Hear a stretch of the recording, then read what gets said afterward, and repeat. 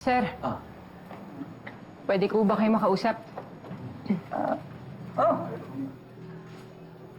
Sir, kasi pakiramdam ko, kilala ni Doc Ses yung nang-hold up sa inyo. Narinig ko kasi siya sa CR may kausap. Nagagalit siya. Baka ex-boyfriend niya, ma'am. Ako, mabaka ka na mo. Mukhang big time yung ex ni Doc.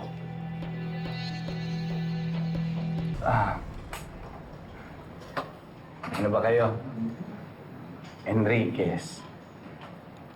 Nagsiselos ka na naman. Pwede ba mag-move on ka na? Kasi ako nakapag-move on na ako. Let me be free. Okay? Sir, kayo. Sinasabi ko lang. Mag-ingat pa rin kayo, sir, ha? Sige. Sensya na talaga. Wala na akong may bibigay, ha? Sige, sige.